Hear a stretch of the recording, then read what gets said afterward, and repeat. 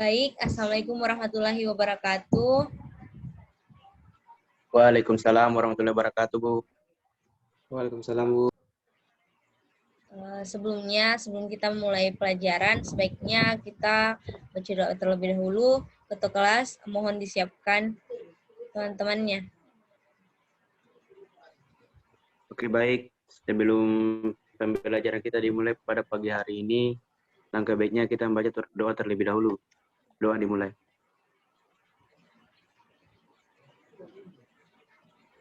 Amin. Terima kasih untuk ketua kelas. Bagaimana kabarnya semua hari ini? Alhamdulillah baik-baik, Bu. Baik, Bu. Alhamdulillah. Jadi kali ini kita akan belajar tentang konflik sosial. Nah, di sini ada yang tahu apa itu konflik sosial? Saya, Bu.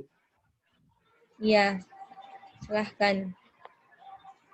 Kalau menurut saya, Bu, konflik itu suatu permasalahan sosial dan juga suatu pertentangan yang terjadi antara suatu individu ataupun kelompok, Bu. Baik, terima kasih jawaban dari Saudari Rian.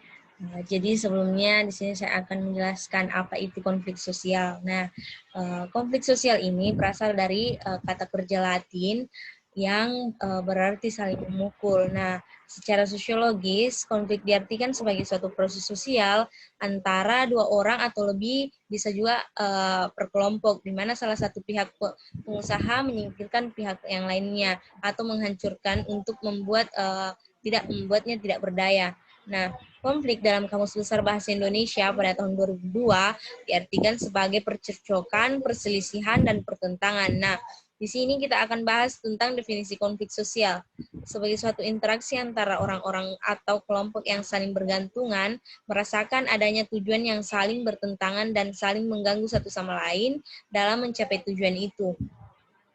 Selanjutnya, adapun sumber-sumber konflik itu sendiri, yaitu perbedaan pendapat, salah paham, ada pihak yang dirugikan, perasaan sensitif, dan lain-lainnya. Nah, di sini konflik yang pertama itu ada perbedaan pendapat, di mana perbedaan pendapat individu ini dapat menjadi konflik penyebab sosial yang pada umumnya diakibatkan dari perbedaan pendapat atau kepentingan yang menyebabkan terjadinya konflik sosial bahkan baku hantam. Nah, yang kedua itu adalah perbedaan salah paham. Nah, di sini sering terjadi kesalahpahaman antara masyarakat yang lain dengan yang masyarakat yang satu dengan masyarakat lainnya, sehingga tercipta yang namanya konflik atau percekcokan antara masyarakat. Nah, adapun bentuk konflik di sini adalah konflik pribadi, konflik rasial, dan konflik antar kelas-kelas sosial, konflik politik, konflik bersifat internasional. Nah, selanjutnya ada akibat-akibat konflik. Nah, di sini tambahnya solidaritas in-group, yang kedua adanya retak persatuan kelompok, yang ketiga perubahan kepribadian antara individu, kehancurannya harta benda dan jatuhnya korban manusia, dominasi dan takluknya salah satu pihak. Nah, di sini ada proses suatu konflik. Nah, yang pertama itu ada oposisi atau ketidakcocokan potensial, di mana kondisi yang menciptakan kesempatan untuk munculnya konflik ini. Yang kedua itu ada personalisasi, di mana persepsi dari kata suatu pihak atau masing-masing pihak terhadap konflik yang sedang dihadapi. Nah, yang ketiga ada maksud. Nah, keputusan untuk bertindak dalam suatu cara tertentu dari pihak-pihak yang berkonflik. Yang keempat ada perilaku, di mana pernyataan, tindakan, dan reaksi yang dibuat untuk menghancurkan pihak lain, serangan fisik yang agresif, dan ancaman ultimatum. Yang kelima ada hasil, di mana jalinan aksi-reaksi antara pihak-pihak yang berkonflik dan menghasilkan konsekuensi. Adapun pola penyelesaian konflik itu ada tiga. Ada tiga cara yang bisa dilakukan untuk penyelesaian konflik. Yang pertama, ada cara yang paling tidak efektif, yang kedua cara yang efektif, dan yang ketiga cara yang paling efektif. Nah, di sini dijelaskan yang pertama itu Yang pertama ada cara yang tidak efektif, di mana karena adanya keterpaksaan, B penundaan, C bujukan, dan D akualisi. Nah, di mana pemaksaan ini misalnya terjadi suatu konflik dalam misalnya antar teman, kita ini dipaksa untuk menyelesaikan masalah tersebut ini. Padahal kita ini tidak, mereka sama-sama tidak ingin menyelesaikan atau dia masih sama-sama panas, tapi mereka terpaksa atau dipaksa untuk menyelesaikan masalah tersebut. Nah, yang kedua itu cara yang efektif. Nah, di mana konsekuensi damai. Di sini mengendalikan konflik dengan cara yang tidak saling mengganggu dan tidak saling merugikan. Yang kedua ada mediasi atau perantara, di mana jika penyelesaian konflik menemui jalan yang buntu, masing-masing pihak bisa menunjuk pihak ketiga untuk menjadi perantara yang berperan secara jujur, adil, dan tidak memihak. Nah, yang terakhir ada cara yang paling efektif, di mana tujuan segitu besar, di mana melibatkan pihak-pihak yang berkonflik ke dalam arah yang tujuannya lebih besar dan kompleks. Nah, di sini ada yang bertanya, ada yang ingin ditanyakan tentang materi yang kita bawakan hari ini.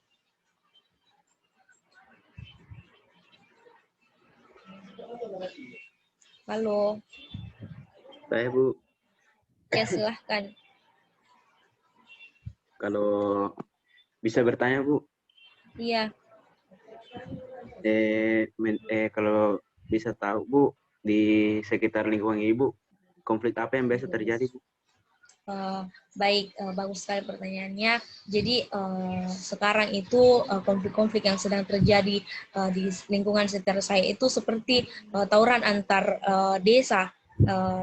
Kayak pemuda-pemuda desanya itu dia kayak setiap malamnya itu dia selalu ada masalah-masalah yang ditimbulkan sehingga mereka setiap malamnya juga kayak mau tawuran, mengumpulkan massa, lalu tawuran. Itu yang sering terjadi di daerah saya. Oh iya, makasih, Bu. Bagaimana dengan yang lain?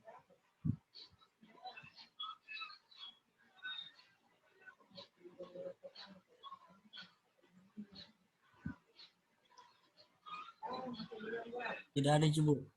Nah, di sini saya tadi lupa menjelaskan tentang bentuk konflik, bentuk dan bentuk konflik. Yang pertama itu kan ada konflik individual atau konflik pribadi. Nah, di mana konflik individual ini terjadi antara dua individu yang berbentur kepentingan. Pada dasarnya setiap individu adalah unik sehingga banyak dijumpai perbedaan karakter, pendirian, dan keyakinan. Nah, perbedaan-perbedaan tersebut ini yang kemudian memicu konflik antar individu. Nah, seperti yang saya jelaskan tadi, adapun sebagai contoh konkretnya pada masa pandemi sekarang ini yang sering kita jumpai konflik antara penyewa kontrakan dengan pemilik kontrakan. Nah, si pemilik kontrakan ini konflik ini cenderung dilatar belakangi oleh perbedaan kepentingan ekonomi, di mana kedua belah pihak mengalami kesulitan dan sehingga hal ini menjadi sebuah permasalahan yang sering terjadi karena si pihak yang mengontrak dan yang kontrak ini sama-sama kesulitan atau kesusahan ingin uang sehingga terjadi konflik tersebut. Nah, adapun konflik antar kelas atau antar kelompok di mana ketimpangan dan distribusi sumber daya yang tidak adil menjadi pemicu konflik yang vertikal antar kelas sosial dan konflik horizontal. Sebagai contohnya, konflik vertikal antar kelas biasanya terjadi antara pemilik faktor produksi, contohnya pemilik pabrik, dan non-pemilik pabrik produksi atau buruh, di mana konflik cenderung dilatar belakangi oleh masalah yang ketidakadilan dalam relasi pekerjaan, seperti pembayaran upah yang rendah, waktu kerja yang tidak sesuai, dan lain-lainnya. Contoh lainnya itu konflik horizontal antar kelompok sosial dapat terjadi antara sesama buruh atau suatu organisasi buruh, di mana adanya perbedaan kepentingan, visi dan misi yang antara sesama anggota organisasi ini dapat memicu terjadinya konflik yang terbuka. Nah, yang ketiga ada konflik rasial.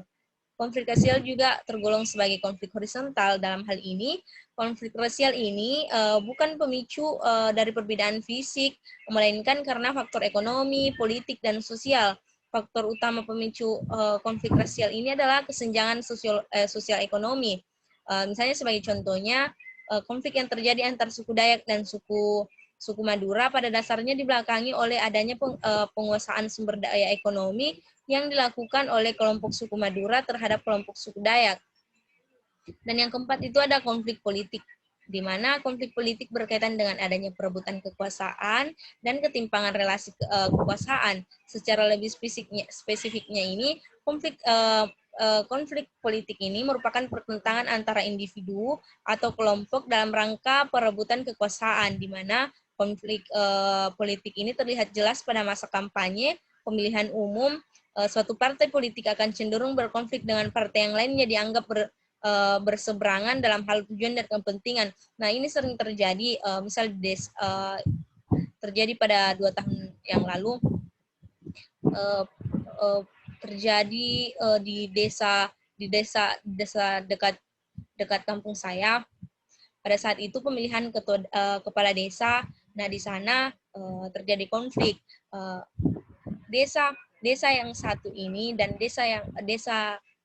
calon kepala desa ini bertetangga. Lalu konfliknya yang terjadi di sini adalah para pendukung mereka saling bertentangan, saling beradu pendapat. Itu yang sering terjadi dalam konflik-konflik politik. Nah, adapun konflik internasional ini yang bersifat internasional merupakan konflik yang berbeda pada ranah internasional dengan melibatkan 2 atau beberapa negara. Nah, konflik internasional ini biasanya terkait isu kedaulatan negara dan sengketa perbatasan. Contohnya konflik internasional yang sering muncul di media sosial, yaitu konflik antara Palestina dan Israel yang memperebutkan tanah. Pada saat dari dulu sampai sekarang konflik itu tidak kunjung meredam, sampai detik ini pun mereka saling berkonflik, bertentangan. Itu. Adapun dampak-dampak positif dan negatif konflik sosial di situ, selain ada dampak negatifnya, konflik sosial dalam masyarakat memiliki beberapa dampak positifnya. Di antaranya, dampak positif memperkuat integrasi dan solidaritas internal kelompok. Kedua, mendorong terjadinya perubahan sosial guna menghilangkan kondisi kesenjangan dalam masyarakat. Tiga, mendorong perbaikan kapasitas lembaga yang berwenang pada suatu negara. Dan yang terakhir, mendorong masyarakat menjadi lebih dinamis. Adapun dampak negatifnya di sini, yang pertama menciptakan kondisi ketidakteraturan sosial dalam masyarakat, mengancam norma dan nilai sosial yang sudah terbentuk sebelumnya dalam suatu masyarakat. Yang ketiga, menciptakan sifat prasangka buruk antara suatu kelompok. Dan yang keempat, hilangnya kontrol sosial dalam masyarakat. Nah, itu materi yang kali ini kita bawakan. Mungkin dari kalian ingin bertanya tentang sangkutan materi hari ini. Tidak ada, Ibu. Sudah tidak ada. Kalau begitu, saya akan memberikan tugas kepada kalian mencari apa-apa saja yang menjadi konflik, menjadi pemicu konflik yang terjadi pada Israel dan Palestina. Nah, minggu depan kita kumpulkan teman-teman kumpulkan ke ketua kelas kumpul ke saya, kirim ke WA, lalu saya akan memberikan komentar pada pendapat-pendapat kalian. Baik, Bu. Bagaimana dengan ketua kelas? Sudah di screen absennya? Sudah di screen yang di partisipannya? Sudah, Bu. Sudah saya screen dari tadi, Bu. Oh iya, kalau begitu kita akhiri saja mata pelajaran hari ini. Kita lanjut minggu depan ya. Baik, Bu.